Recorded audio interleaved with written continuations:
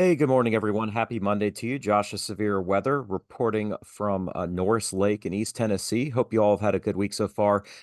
We've got, man, I mean, it's jaw-dropping just to see in the tropics something like this, but very dangerous situation as a powerful Category 4 Hurricane Beryl is literally barreling down on the Windward Islands, and in particular, the Grenadines between St. Vincent and Grenada. The storm went through a phase last night where it replaced its eye wall. It did weaken some. That may have thrown some folks off guard, but it is now coming back bigger and I think stronger as well. And I'm going to talk about what we're looking at here with changes in the forecast. So you can see here on the satellite this morning, just a real menace of a system getting ready to make landfall, if you want to call it land. Some small islands here, the Grenadines, and the storm. Yesterday became our only Category 4 ever recorded in the month of June. Now it's July. Happy Canada Day, by the way, those of you up in Canada. But unfortunately, the storm, as it's grown, is now going to be kind of putting down a bigger footprint here across the Windward Islands in the Eastern Caribbean. And there is still an intensification going on, a possibility that this may even try to sneak up to Category 5. If you saw my video yesterday, that was explicitly forecast. I know the Hurricane Center has not forecast that. I don't think I know more than them. I just maybe am a little bit more bullish on trends that I monitor. But nonetheless, if you talk to somebody in an island that's gotten hit by a Category 4 or Category 5, you're going to hear the same thing, that the difference is pretty much just statistical at this point. So what I'm going to do for you guys is kind of show you this plot here, which kind of shows you what's going on across the entire Atlantic basin. And we'll get to 96L behind it here. But we did have a brief tropical storm, Chris, which formed here near Mexico yesterday. Depression in the afternoon, storm at night, now pretty much gone. We may see some generation of another storm in the Pacific. I'm not really going to talk about those. They're rainmakers more than wind makers. I am going to talk about 96L in a little bit, but the main focus of this video is on the future of Major Hurricane Beryl. Category 4 storm. I think there's a chance it becomes a 5, but then at some point it will get into a more hostile environment. Now, trends this morning are for the storm to go a little bit more to the south as it moves into the center of the Caribbean and then towards the Yucatan Peninsula. There were some models yesterday that were a little bit farther north. This is not going to necessarily spare Jamaica, but it's a little bit more favorable there. Not as favorable for Belize or portions of the inland Yucatan, but down the road, that may have an impact on what we see in the Gulf of Mexico. Here's a look at our satellite. And as you look closely at the Atlantic, really, yeah, you can see Chris out here, but it's Beryl. Beryl's the only thing on the map really of concern right now, although this disturbance behind it does need to be watched. And if we zoom in a little bit closer, you can see just an incredible system. And I'm sorry, my internet out here is not great, but uh, there we go. Just all right, we're gonna play the internet game today, but you can see here landfall expected here around lunchtime today. This video is being cut at 10:30 Eastern. We're probably about an hour and a half from landfall. And the storm has grown in size, about the same size of Hurricane Andrew, if you remember that one when it was east of the Bahamas back in 1992. Just incredible to see something like that. Here's a closer look, and you can see the storm fought some wind shear, went through an eye wall replacement yesterday around the afternoon. Today, it is coming back bigger and stronger, and you can even see inside of it just an incredible stadium effect and getting ready to come on shore, the Grenadines here very quickly here. And the surf is up across the entire Windward Island chain. Trinidad's getting it from, or Tobago's getting it from the north. Grenada's getting it here from the northeast.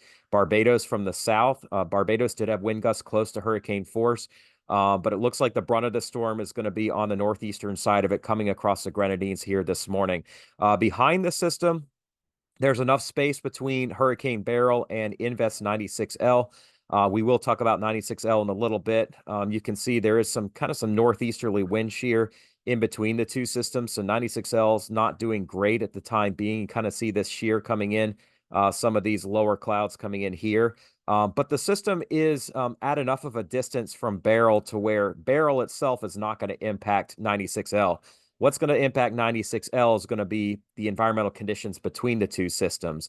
What Beryl will do is take away some of the available storm fuel for 96L to develop quickly, but I don't think it's going to stop it altogether. So I'll be watching that for you guys here in the coming days. Right now, You can see Beryl's winds 130 miles per hour, and I think they're actually stronger. We'll get another advisory here pretty soon. We're looking at the track taking it basically right across the southern part of the Grenadines. This is Grenada right here. This is Hillsborough. The strongest winds are likely going to be on the northern part of it, right over Hillsborough here in the Grenadines. And if you zoom out, Barbados has probably already gotten its strongest winds. Trinidad or Tobago getting it now. Trinidad also getting their strongest winds, but not to hurricane strength, just tropical storm strength. Some good news. Even though the storm is growing, we are seeing some of these watches and warnings farther north being dropped. Martinique, I don't think, is going to be in the tropical storm warning much longer, although St. Lucia will be under a tropical storm warning. But we're pretty much just looking at the Grenadines, St. Vincent, and especially the northern side of Grenada, and effects all the way down to Tobago as well. Here's a look at the radar loop, and you can see from yesterday to today how the storm system has evolved. It got to Category 4 yesterday, then went through an eye wall replacement. Now the eye is grown in size. The eye wall has completed its cycle, and it is poised to strengthen as wind shear remains low today. These little islands that it's going to go over today are not going to be much of a speed bump at all for this system to strengthen more. So it's got about 24, 36 hours or so to do that. I do want to give Brian McNulty credit for this graphic. It's wonderful. He is a meteorologist, University of Miami. Here's a zoomed in view from a little while ago. You can see the eye wall looking very clear on radar. The eye cleared out and growing in size. Here are the Grenadines right in here. This is Grenada and the storm. Let me pull my pen back out. The storm is going to kind of go in this direction right here, pretty much avoiding as much physical land as it can. The strongest winds are here, 130 to maybe 150 miles per hour with higher gusts, perhaps to Category 5 gust intensity, not necessarily sustained. This over here is St. Vincent. You are going to get the rain bands continuing through the afternoon before things gradually diminish here later tonight. And if there is any good news, I don't know if I want to call it that, it's that the storm is moving pretty quickly, which limits our rain totals and limits the period of the really rough weather. But nonetheless, the entire afternoon into the evening is going to be extremely dangerous across this entire region in here. So that's what we're looking at currently. Let's take a look at what's to be expected here over the next couple of days. And rainfall, a big deal, of course, not just in the Windward Islands, but even some of the Leeward Islands could see up to 100 millimeters of rain. The mountains of the Dominican Republic, the higher elevations of Jamaica could see between 100 and 200 millimeters of rain. That's about 4 to 8 inches. Locally, maybe over 10 inches of rain. So definitely a lot of rain here, a lot of nasty surf. But you can see the wind field has grown, and tropical storm winds are probably going to be moving on to St. Lucia here pretty soon. Already moving into St. Vincent, certainly over the Grenadines, as well as Grenada and Tobago. And Barbados should continue to have tropical storm winds with gusts to hurricane force. But the main thing you see here is that the storm has grown in size, in particular since midnight last night. Here's the water vapor image. And ahead of our storm system, you can see there is some wind shear out of the south and west that is waiting for it in the central Caribbean. This should put an end to the strengthening phase. But up until it gets to about here, around 65, 66 west, it still has time to grow here. These islands aren't going to stop it from doing what it's doing right now. You can see it continues to grow in size, well ventilated on all quadrants of our storm. And until it gets into this area of stronger wind shear, there's nothing to really stop it from maybe intensifying again or more than it already is this morning until we get to maybe another eye wall replacement. So it still has about 24 hours to go. I personally think it could get to Category 5. I've been forecasting that for a day now. I know not many folks have been. Again, I really don't see the the personal gain in trying to be better than anybody. It's obviously a very difficult situation for these folks here, but nonetheless, we're seeing something pretty incredible as something this strong has never formed this early in the season. And that can all be attributed to the fading of the El Nino, which has allowed storms like this to have less wind shear than they did last season, as well as record warm waters across much of the main development region of the Atlantic. All right, so looking ahead, we have had some shifts in the model guidance. This is climatology. We are going to ignore this orange here. And generally speaking, a lot more clustering here, a little farther south of Jamaica into Belize, the Yucatan, and the Southern Gulf. This does not, of course, eliminate the threat to Texas and Louisiana, but it is a little bit more encouraging than maybe what I was talking about yesterday, because what would happen is a storm that comes in farther south is going to spend a little bit more time over the Yucatan, which means it should weaken more. and it will spend less time back over water potentially. Now, there will be a weakness in this high pressure ridge here, and so there's still an opportunity this system can slow down. And the southwestern Gulf has been hot. We've seen multiple systems develop already.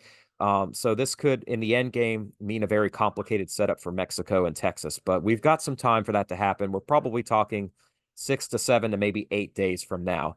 The ensemble mean has not shifted a whole lot. You can see the average of all the ensembles. This black line here is the most recent model, and everything for the most part, once we get south of Hispaniola, has remained the same, but we've seen less support for these northern tracks, more support for southern tracks. But as we get to the Western Gulf, it's going to get a little bit more interesting here as we head into Monday and Tuesday of next week.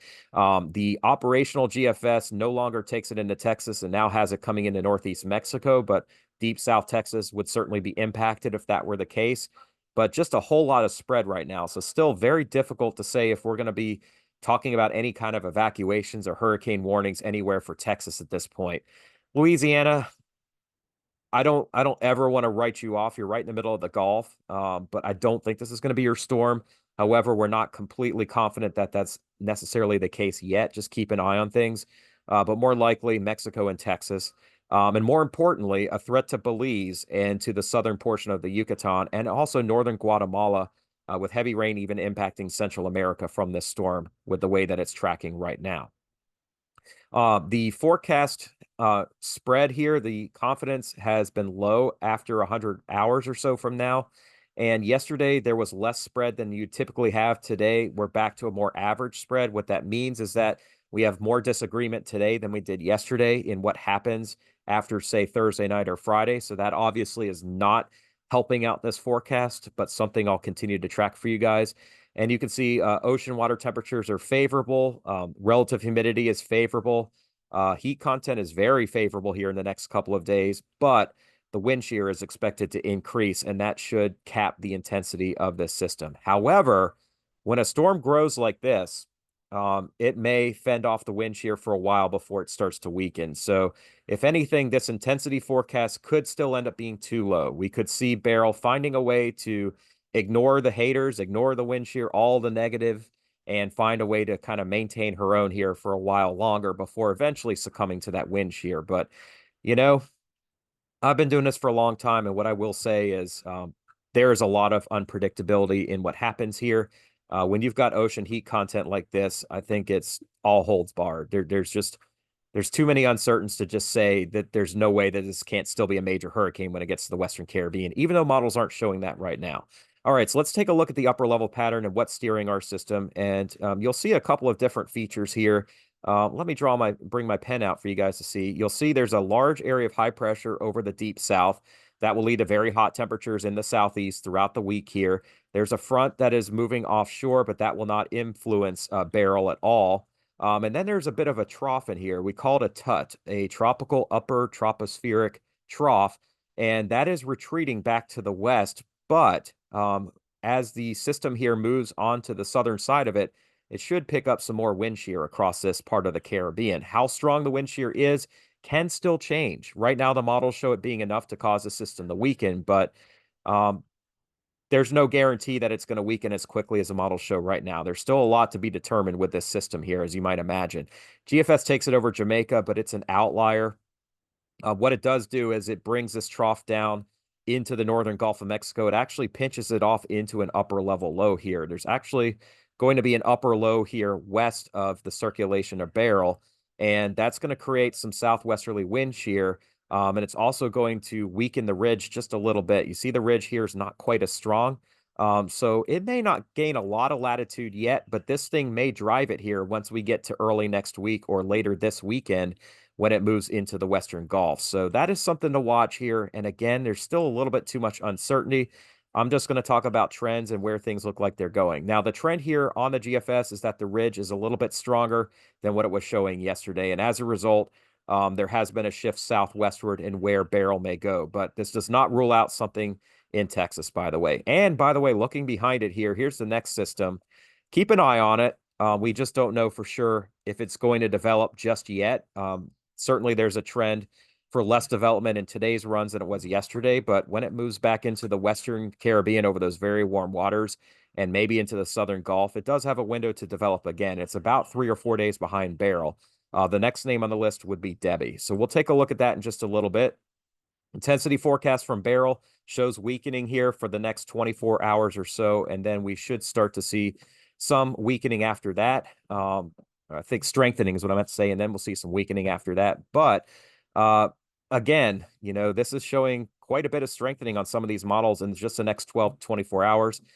Intensity forecasts aren't necessarily going to do a great job. They show trends, but there's definitely a chance this can make it up to Category 5 intensity. Here's a look at the wind shear that faces our system here as it moves westward.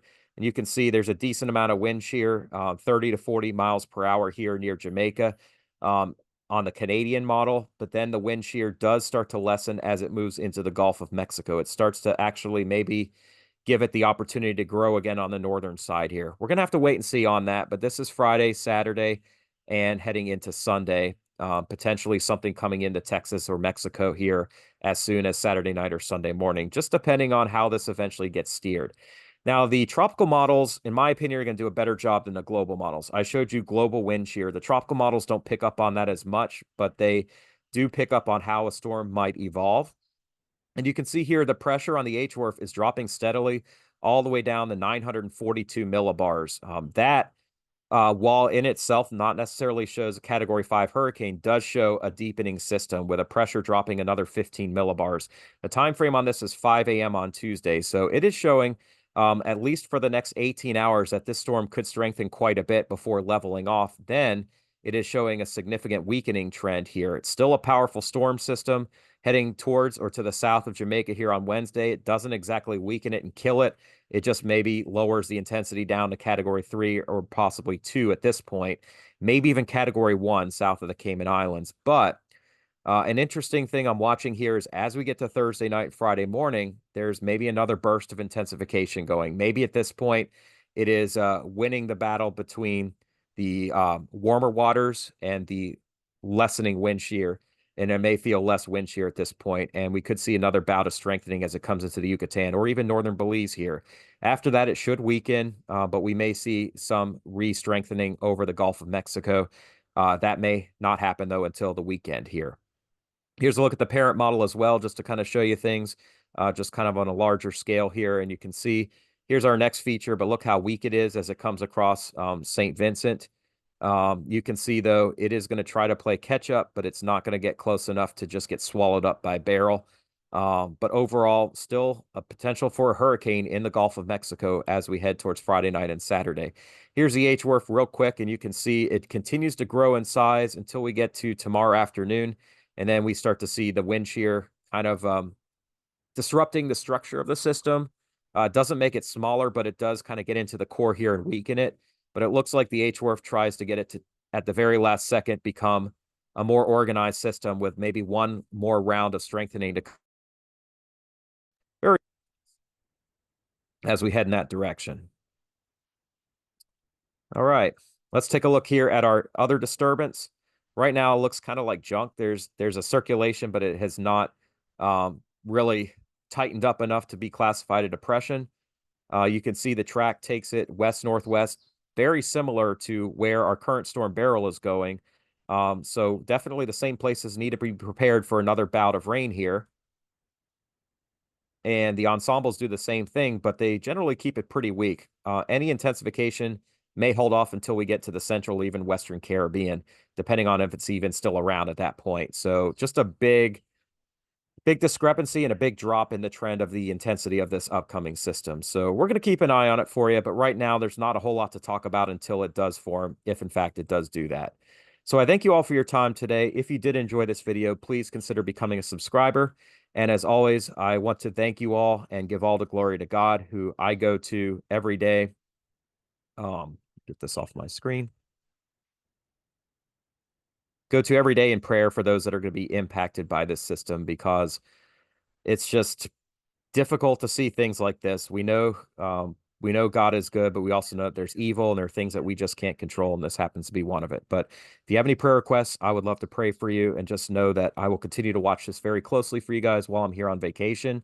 And as always, I just ask that you continue to be respectful. Even if you don't agree with my beliefs or don't agree with my forecast, that's perfectly fine. I don't expect everybody to agree, but let's try to encourage each other and make the world a better place while we still can. I hope you all have a wonderful day. We'll talk to you soon. God bless.